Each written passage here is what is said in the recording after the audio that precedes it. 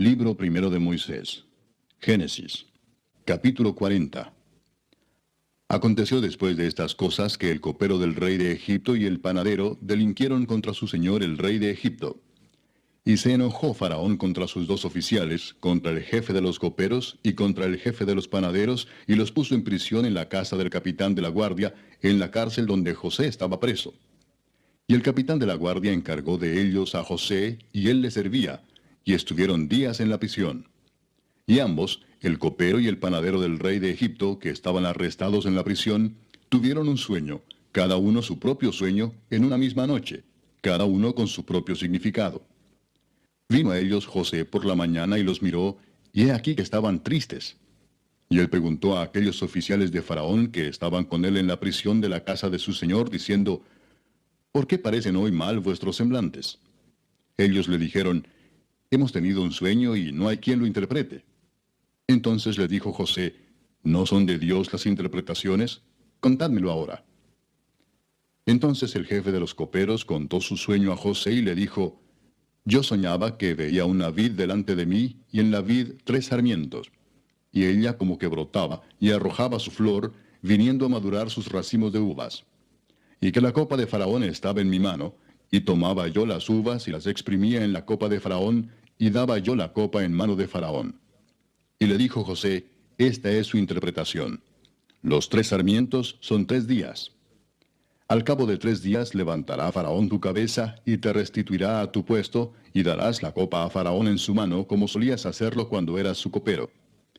Acuérdate pues de mí cuando tengas ese bien, y te ruego que uses conmigo de misericordia, y hagas mención de mí a Faraón, y me saques de esta casa. Porque fui hurtado de la tierra de los hebreos, y tampoco he hecho aquí por qué me pusiesen en la cárcel. Viendo el jefe de los panaderos que había interpretado para bien, dijo José, también yo soñé que veía 3 canastillos blancos sobre mi cabeza. En el canastillo más alto había de toda clase de manjares de pastelería para Faraón, y las aves las comían del canastillo de sobre mi cabeza. Entonces respondió José y dijo, esta es su interpretación. Los 3 canastillos, 3 días son.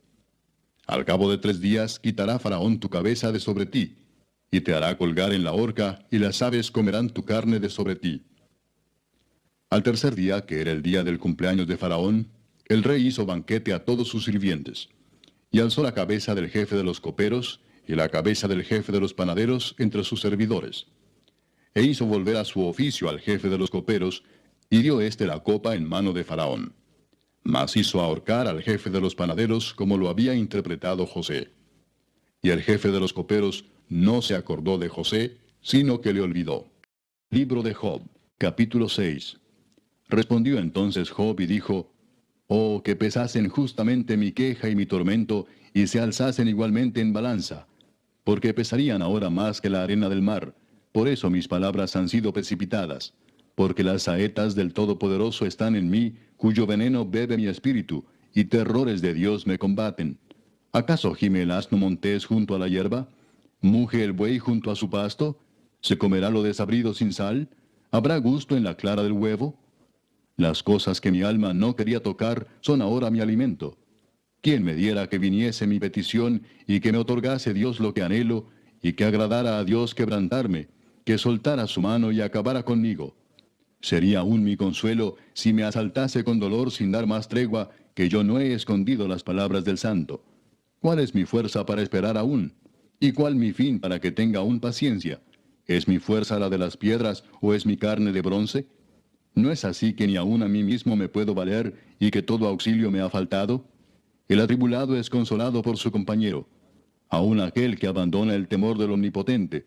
Pero mis hermanos me traicionaron como un torrente, pasan como corrientes impetuosas que están escondidas por la helada y encubiertas por la nieve, que al tiempo del calor son deshechas y al calentarse desaparecen de su lugar, se apartan de la senda de su rumbo, van menguando y se pierden. Miraron los caminantes de Temán, los caminantes de Sabá esperaron en ellas, pero fueron avergonzados por su esperanza, porque vinieron hasta ellas y se hallaron confusos. Ahora ciertamente como ellas sois vosotros, pues habéis visto el tormento y teméis. Os he dicho yo, traedme y pagad por mí de vuestra hacienda, libradme de la mano del opresor y redimidme del poder de los violentos. Enseñadme y yo callaré. Hacedme entender en qué he errado. Cuán eficaces son las palabras rectas. Pero ¿qué reprende la censura vuestra? ¿Pensáis censurar palabras y los discursos de un desesperado que son como el viento? También os arrojáis sobre el huérfano y caváis un hoyo para vuestro amigo. Ahora pues, si queréis, miradme, y ved si digo mentira delante de vosotros. Volved ahora y no haya iniquidad. Volved aún a considerar mi justicia en esto. ¿Hay iniquidad en mi lengua? ¿Acaso no puede mi paladar discernir las cosas inicuas? El Santo Evangelio según San Marcos, capítulo 10. Levantándose de allí, vino a la región de Judea y al otro lado del Jordán, y volvió el pueblo a juntarse a él, y de nuevo les enseñaba como solía. Y se acercaron los fariseos y le preguntaron para tentarle si era lícito al marido repudiar a su mujer. Él respondiendo les dijo, ¿qué os mandó Moisés? Ellos dijeron, Moisés permitió dar carta de divorcio y repudiarla. Y respondiendo Jesús les dijo, por la dureza de vuestro corazón os escribió este mandamiento, pero al principio de la creación, varón y hembra los hizo Dios. Por esto dejará el hombre a su padre y a su madre, y se unirá a su mujer, y los dos serán una sola carne. Así que no son ya más dos, sino uno. Por tanto, lo que Dios juntó, no lo separe el hombre. En casa volvieron los discípulos a preguntarle de lo mismo, y les dijo, cualquiera que repudia a su mujer y se casa con otra, comete adulterio contra ella. Y si la mujer repudia a su marido y se casa con otro, comete adulterio. Y le presentaban niños para que los tocase, y los discípulos reprendían a los que los presentaban. Viéndolo Jesús, se indignó y les dijo, dejad a los niños venir a mí y no se lo impidáis, porque de los tales es el reino de Dios. De cierto os digo que el que no reciba el reino de Dios como un niño, no entrará en él. Y tomándolos en los brazos, poniendo las manos sobre ellos, los bendecía. Al salir él para seguir su camino, vino uno corriendo e hincando la rodilla delante de él le preguntó, Maestro bueno, ¿qué haré para heredar la vida eterna? Jesús le dijo, ¿por qué me llamas bueno? Ninguno hay bueno sino solo uno, Dios. Los mandamientos sabes, no adulteres, no mates, no hurtes, no digas falso testimonio, no defraudes, honra a tu padre y a tu madre. Él entonces respondiendo le dijo, Maestro, todo esto lo he guardado desde mi juventud. Entonces Jesús mirándole le amó y le dijo, una cosa te falta. Anda, vende todo lo que tienes y dalo a los pobres, y tendrás tesoro en el cielo. Y ven, sígueme, tomando tu cruz.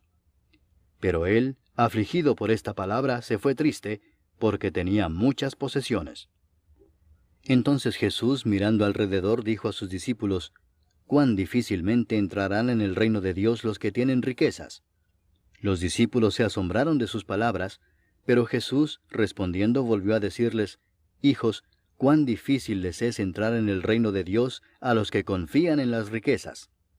Más fácil es pasar un camello por el ojo de una aguja que entrar un rico en el reino de Dios. Ellos se asombraron aún más, diciendo entre sí, ¿quién pues podrá ser salvo?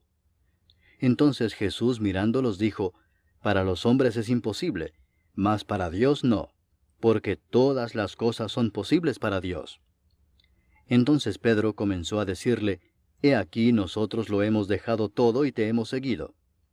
Respondió Jesús y dijo, de cierto os digo que no hay ninguno que haya dejado casa, o hermanos, o hermanas, o padre, o madre, o mujer, o hijos, o tierras por causa de mí y del Evangelio, que no reciba 100 veces más ahora en este tiempo, casas, hermanos, hermanas, madres, hijos y tierras, con persecuciones, y en el siglo venidero la vida eterna. Pero muchos primeros serán postreros, y los postreros primeros. Iban por el camino subiendo a Jerusalén, y Jesús iba delante, y ellos se asombraron y le seguían con miedo. Entonces, volviendo a tomar a los 12 aparte, les comenzó a decir las cosas que le habían de acontecer. He aquí subimos a Jerusalén, y el Hijo del Hombre será entregado a los principales sacerdotes y a los escribas, y le condenarán a muerte, y le entregarán a los gentiles, y le escarnecerán, le azotarán, y escupirán en él, y le matarán, mas al tercer día resucitará. Entonces Jacobo y Juan, hijos de Zebedeo, se le acercaron diciendo, Maestro, querríamos que nos hagas lo que pidiéremos. Él les dijo, ¿qué queréis que os haga? Ellos le dijeron, Concédenos que en tu gloria nos sentemos el uno a tu derecha y el otro a tu izquierda. Entonces Jesús les dijo, ¿no sabéis lo que pedís? ¿Podéis beber del vaso que yo bebo o ser bautizados con el bautismo con que yo soy bautizado? Ellos dijeron, Podemos. Jesús les dijo, A la verdad del vaso que yo bebo beberéis, y con el bautismo con que yo soy bautizado seréis bautizados. Pero el sentaros a mi derecha y a mi izquierda no es mío darlo, sino a aquellos para quienes está preparado. Cuando lo oyeron los 10, comenzaron a enojarse contra Jacobo y contra Juan.